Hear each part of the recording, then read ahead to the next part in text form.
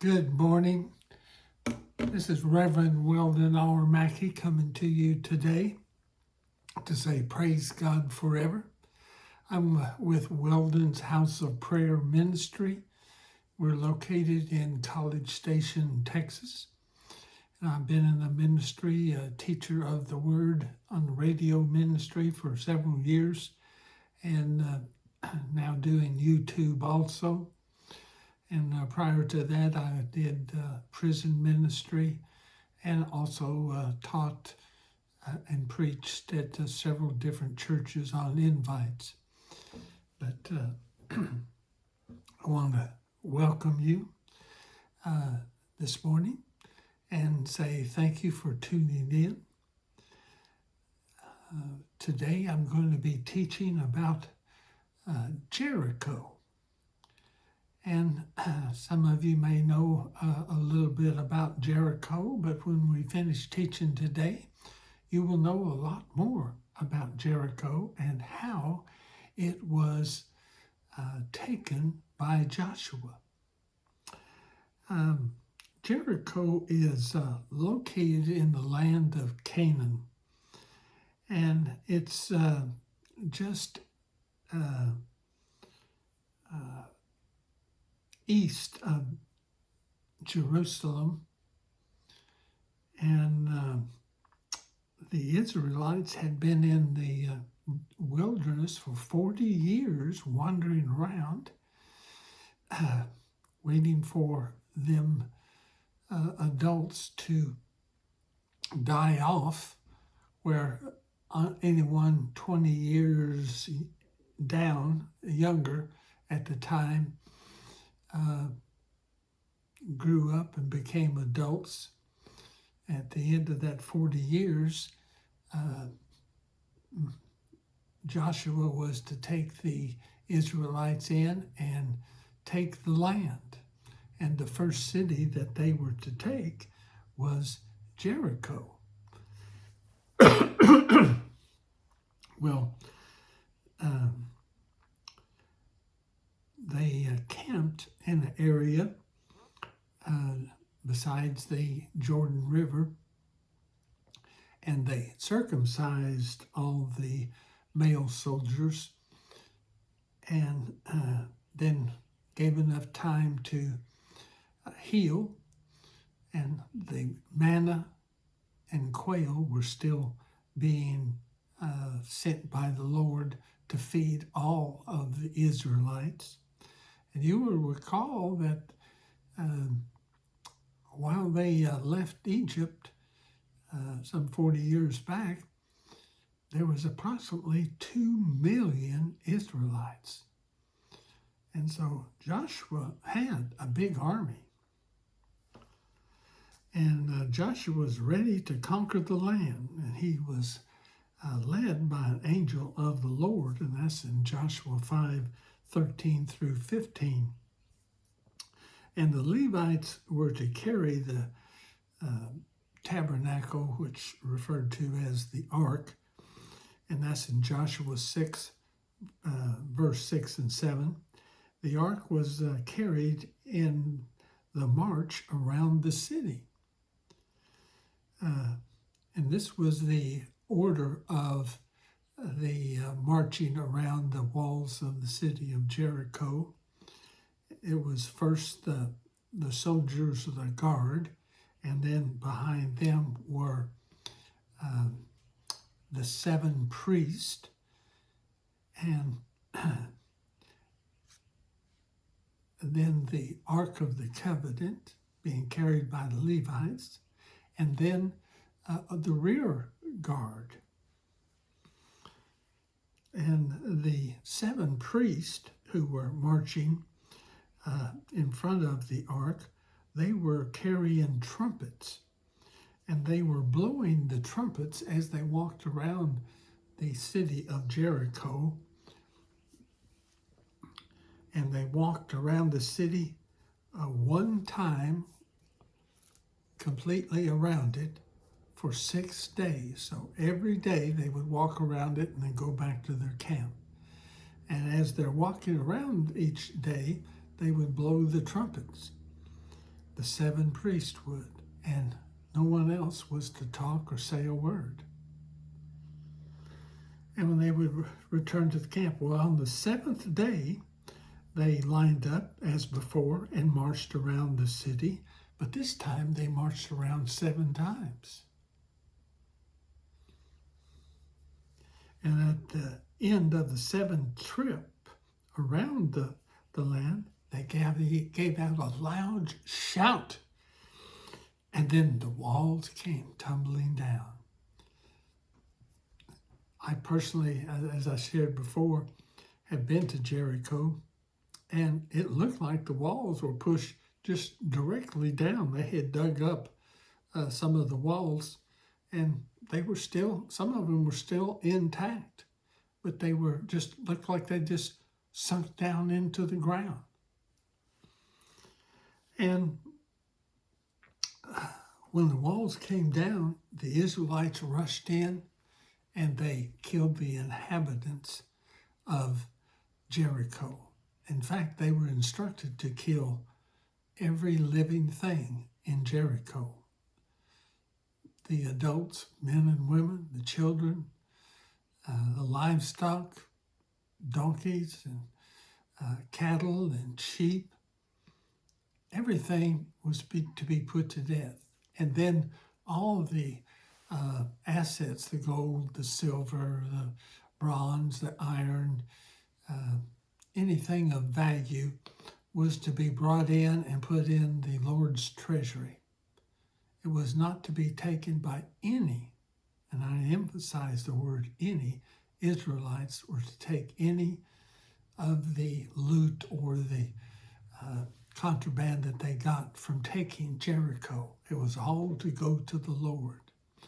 And this is the symbolism that we have today, that when we receive our income, we're to give to the Lord first, just like our tithes. You have to give your money, or 10%, to the Lord first, before you pay any bills or spend any of that money that you get. Let's say you get paid once or twice a month. Well, when that check is deposited or comes in, you're to write off the check to be used for the Lord, to a church or wherever you want to give your tithe. But it's be given them first. Well, this was the first city for the Israelites to take, and the proceeds from that encounter is the symbolism of you must give to the Lord first. He is first in our life. So after they took the city and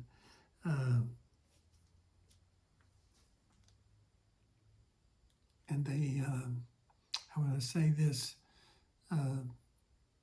found out that the next city was called Ai. I'm going to get to that in just a minute, but to what happened before they took the city of Jericho, Joshua had sent out 2 spies. And these 2 spies got detected that they were in Jericho checking out the city to see what their fortifications were and what would be the best way to attack the city, etc. Well, they got detected, and the Lord led them to Rahab. Rahab was a prostitute, a harlot, and she had a house there in Jericho, and she hid the 2 spies, took them into her house and put them up on her roof and under some like hay, whether it was wheat or barley, I don't know, but she covered them up with that. And then the guards of Jericho came looking for them, and they knocked on her door. And she answered it and says, well, yeah, they were here. There's 2 men. And they were asking about the city, but they left. And said, if you hurry, you may catch them, because they went out the gate. They were headed towards the gate. So they ran down and tried to catch the men at the gate. But when they got there, they didn't see them. So they sent out several men for 3 days to hunt them down, and I think eventually kill them. But after the 3 days and the men returned, Rahab released the 2 spies, and they snuck out of town and went back and reported to Joshua that they could take the land, that Rahab had secretly hid them and saved their lives. So I have a tidbit question. I use the word tidbit for asking the audience if they know the answer to these questions. And what was the sign that Rahab was to do to protect her and all those who were in her house or apartment? And this is in Joshua 2:18. Because Joshua was going to attack Jericho, and she knew it, and they had heard about all the feats of the Israelites, the parting of the water and the conquering of Og, the king. So they were scared to death that the Israelites were coming, and they knew that they were in trouble. So anyway, what was the sign that she was to give or put out or what have you, that the Israelites would not kill her or any member of her family or those that were in her apartment? Do you know the answer? The answer is a scarlet cord that she was to put in the window, and that's in Joshua 2:18. Another tidbit question is, what city or camp area did Joshua stay at just before he and his army crossed over the Jordan to attack Jericho? And this is just east of Jericho, is an area called Gilgad, Gilgad, or Gal, excuse me, Gilgal. And this is the area where they stayed, and the Israelites were circumcised and rested until they healed, and then crossed over and took the land. Well, that camp area is called Gilbreth Ha-Haratha, but it's the Gilgad area. Another tidbit question: when did the manna stop, the bread that the Lord provided for the Israelites for 40 years, and the quail for 40 years, the meat? The bread symbolizes Jesus Christ. Well, the answer to that tidbit question is in Joshua 5:11. The day after the Passover, which they celebrated, they ate some of the produce of the land of the milk and honey. And they ate unleavened bread and roasted grain. The manna stopped the day after they ate the food from the promised land. God took care of them right up to the very last day, where they could provide for themselves. They could eat the produce of the land that they were taking because it had already been worked. They had cities and land, wells already dug, vineyards, produce, and they were going in and taking the land and moving right in. Well, how about this?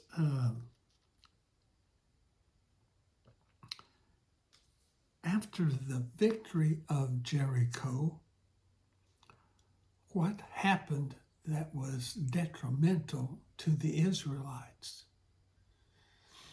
The second city that they were to take was called Ai. Ai. And this city was a small city in comparison to Jericho. In fact, Joshua and his council talked it over and said they'd just send 2,000 or 3,000 soldiers over there to take Ai, because it was such a small town in comparison to Jericho. Well, when they went over there to take the land, they found out that the Lord wasn't with them, that they were having a problem. And so the problem was, do you know the answer? Here's the tidbit question. Why did Israel lose the second city that they were to take to fight? The answer is because of Achan, Achan. He sinned. He took some of the silver and gold and kept it for himself while it was supposed to go into the Lord's treasury. And on my next lesson, I'm going to teach about Achan and what happened to him as a result of him sinning against the Lord and disobeying his orders. The Lord gave Joshua the orders, and Joshua gave the orders to his men, and Achan disobeyed. Well, I thank you for tuning in this time. I hope that you enjoyed the teaching. And if any of you have any questions or like to send in a prayer request, please send it to Weldon's House of Prayer Ministry at Post Office Box 4252, Bryan, Texas, 77805. That's Box 4252, Bryan, Bryan, Texas, 77805.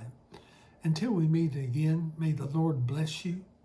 And I'd like to say special thanks to Travis and Pat Small for their assistance in my ministry, and to Larry and Jeanette. Thank you for tuning in and all your help as a dear friend. God bless it, y'all. Until we meet again next Wednesday. Thank you. Bye.